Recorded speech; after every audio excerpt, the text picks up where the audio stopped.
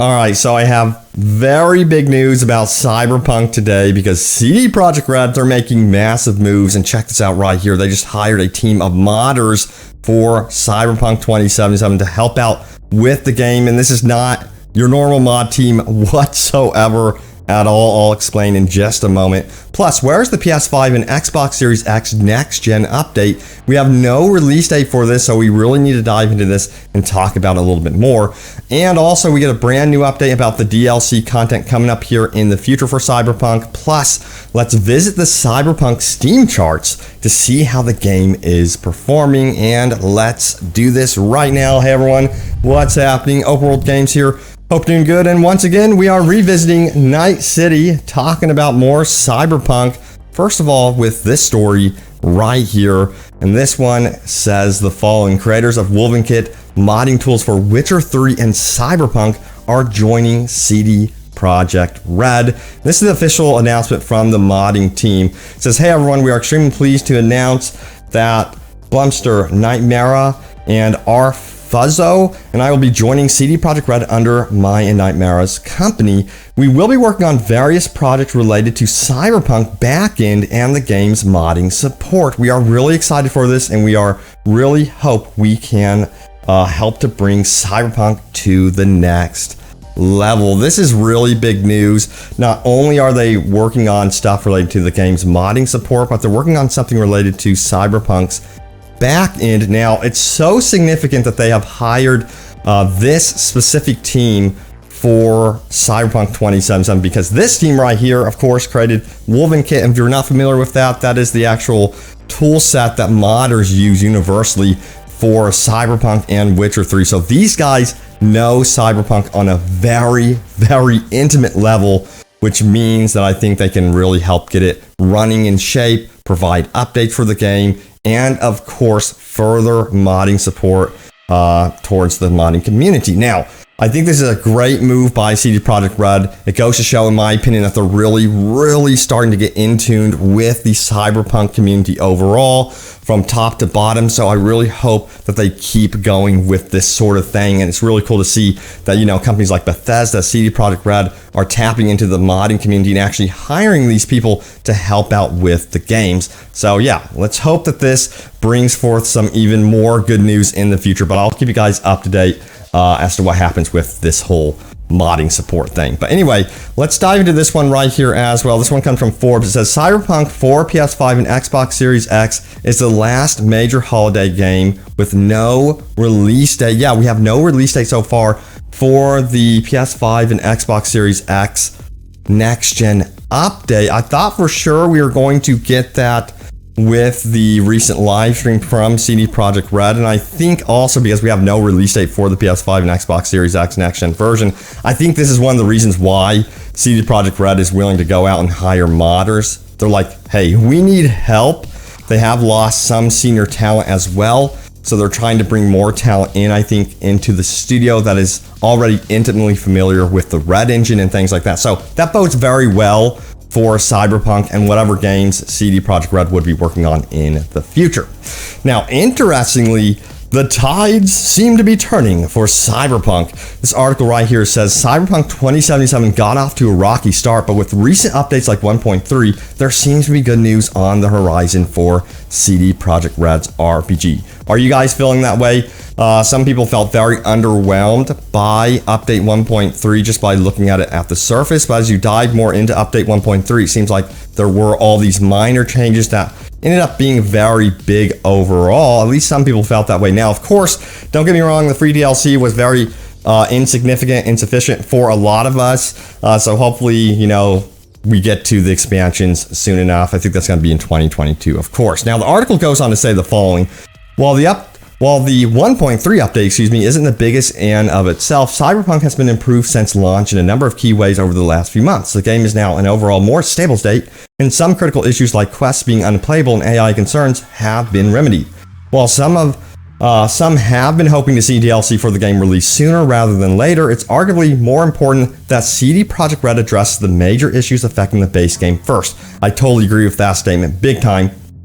Now they go on to say this, with a continued series of fixes like those seen in Update 1.3, Cyberpunk could still salvage its reputation, at least somewhat. If the developer can continue to release updates that address major issues, game balance, and technical problems, Cyberpunk could be in for a No Man's Sky style resurgence in the near future. It's hard to know if Cyberpunk will reach the level of popularity originally predicted for the game, but the developer doing its best to stabilize the experience could help early adopters see it in a more favorable light, if nothing else.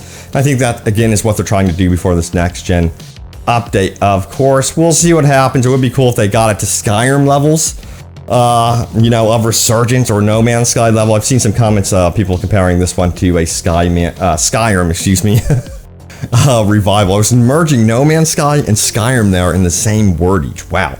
Now, also, let's dive into the Steam charts right now for Cyberpunk. Check it out right here. This is really interesting stuff. We're seeing a positive gain here. Let's get the colors. There we go. Bloop.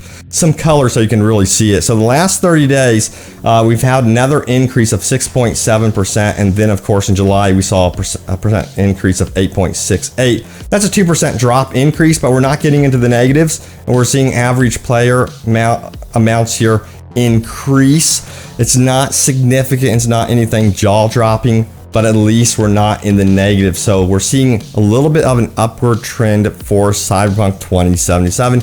Curious to see what happens to the Steam chart numbers once we start rolling into 2022 and get into, of course, the bigger expansions. We'll have to see what happens there. Now, also, let's talk about DLC and future plans for this game. Check this out right here. It says, more DLC yet again confirmed, smiley face. Cyberpunk will receive a similar treatment as The Witcher 3. So this was a recent update on Palisasko's stream. The quotes are from senior gameplay designer. Let's keep the comments positive. You can watch whole stream here. I'll have all the links in the description below. But let's get to the thread. Revolver Ocelota says this. Some players were disappointed with the first free DLCs that are similar to Witcher 3, but then they appeared faster than with Cyberpunk, the launch of the game was better, so people didn't complain about them. Here, a lot of people were hoping for something extra, some for new quests, others for big change in the game world. What do you think about the reaction of these people? Why didn't you ultimately decide to give us free DLCs that would be even bigger than with The Witcher 3? And here is a response here. It says, you can expect the same thing from Cyberpunk DLCs as from what you saw in Witcher 3. There was some cosmetic stuff, but also content and gameplay DLCs. And I believe this is a modder of Palisasko speaking on his behalf. Now, furthermore, says this, I know some players just hoped that it would be even more and more than The Witcher 3, whether it was right or not. Now, we have Flash in the Flesh says, Cyberpunk will receive the same treatment as Witcher 3, worry not. Once again, doubling down on that statement that this game is going to get major support throughout its lifetime in the future. Big expansions are being worked on. Those will be releasing sometime. No release date on that. And then, of course, we're going to be getting those smaller free DLCs. I personally want cars. That would be cool. Third-person view would also be really nice. But anyway, yeah, I personally want to see more cars, weapons, that sort of thing specifically, perhaps abilities in the free DLC set. I don't know if they're going to be doing it free abilities or anything like that, but yeah, sound off what you would like to see for free DLC. Now, a lot of you guys are also running into a problem within the Cyberpunk community. Perhaps you actually are really enjoying the game after update 1.3, but there's still a hostile side of this community, which is highlighted here in this thread on the subreddit. It says, we want to start enforcing rule number 1 and 4 more, but we need your help. It says, people who are enjoying the game are often met with crazy levels of toxicity. I've gotten a lot of feedback from people who say they don't feel comfortable expressing positivity towards the game. And as someone who did enjoy the game myself, I don't like hearing that. So we're going to be making more of an effort to enforce rules 1 and 4, but in order to do so, we need you to report posts you think break those rules. From now on, if someone praises the game and is met with something like, no, the game sucks, LOL, the comment will be removed. Repeat offenders will be temporarily banned. It's my hope this will clean up some of the toxicity that infests a lot of the posts here. Of course, you're still entitled to be critical of the game. You just need to put a bit of effort into it. Tell us why you think the game sucks and your comment won't be removed. In other words, you're going to have to provide some more feedback instead of just saying the game sucks. But overall, you know, again, right now there is some positivity going on around Cyberpunk 2077. A lot of people are also noting how beautiful the game actually is. This is one of the most upvoted Reddits right now. It says, can we just appreciate how good Cyberpunk looks on low settings with no ray tracing? Of course, we're talking about the PC side of things. It shares this beautiful screenshot. The game is absolutely stunning. You know, that's one of the reasons why I love exploring Night City. Is it's just absolutely breathtaking, as of course Keanu Reeves would say, or Johnny Silverhand, whichever one you want to pick. All right, so let's keep going. Now, there's an interesting mod. If you're struggling to run the game, by the way, on older PCs, you're going to want to check out this mod right here. It goes on to say the Cyberpunk 2077 patch 1.3 AVX mod fixes the game on older CPUs. I'm going to throw the link to this one in the description below, just in case if you are struggling to run the game, you have a resource there on how to actually get that addressed and fixed, especially if you are on PC, of course. All right, now it's time to go over your top comments. Remember, leave a comment down below. It could end up in a future video. You never know. So let's do this, see what you guys had to say about this one. So there was a controversy. Check it out here. This is my recent video. It says, graphics downgrade controversy sends fans into an uproar. All new updates, and it's in regards to the fact that update 1.3, it seems like they removed a lot of the reflective surfaces, especially at night. Check it out right here. Here's some of my gameplay showcasing update 1.3, or I guess you would say post update 1.3 at nighttime. As you can see, there's minimal reflections on the street. A lot of people, or some of you guys, want to see that return. And then, of course, before update 1.3, you can see more reflective surfaces here. Now, let's see what you guys had to say about this one. Simpletown323 says, I think if they made the game more foggy or misty from underground vent systems and stuff, that'd be great. I'm kind of split on the reflections because it's realistic that concrete wouldn't be shiny when dry. I totally agree with that one. Nelson says this, me on base PS4. Wait, you guys have reflections? 265 votes right there.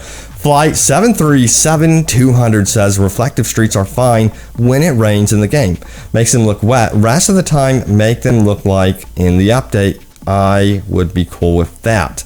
Yeah, so, you know, I personally think it would be cool to see a toggle option, perhaps, where you can have the option to have more reflective surfaces, if that's the sort of thing you're really into. Just some person says, call me crazy, but I really like CD Projekt Red to fully and correctly implement all cyber gear skills, perks, etc. Before we see any expansions or multiplayer, seems like getting the base game fully working before expanding it would be, you know, a thing to do.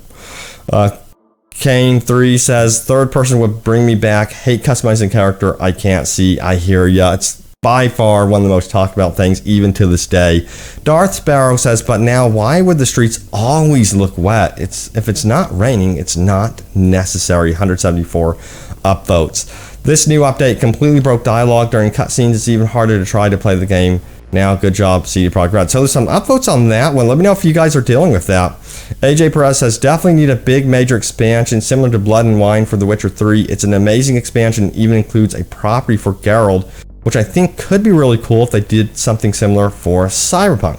With the new properties to purchase, upgrade, new map, decent size, storyline, etc. New map would be cool. Not gonna lie. Will they do new map? We'll have to see. Maybe they'll do an expansion to the existing map. That would also be really cool. But yeah, having property, apartments, that sort of thing to mess around with would be really cool. Now, Juan Andrew had some ideas on what he would like to see in the game. He says this future content needs to include the following: random dynamic events in the open world, would love to see more of this. A reputation system with the gangs that influence the game world and vendors. Man, you are on it with that one. These two I would love to see. Random resistances, cyberware on enemies, so players need to mix up their tactics. After all, isn't that what the scanner was meant for, to do recon on enemies? Gadgets, so players can roleplay on engineer class. I won't mention story content because CD Projekt Red are great when it comes to storytelling. I just want more of what they do well. And he got some upvotes on that one.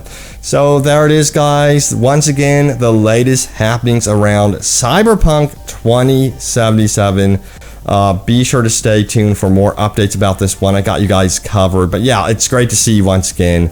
that they are willing to reach out to their own community, the modding teams, and hire them and actually get them on board to help out with this game. I really hope that this means good things for the future of Cyberpunk. I do think it does. But thank you for watching. Stay tuned for more, and I will see you all next time. Take care.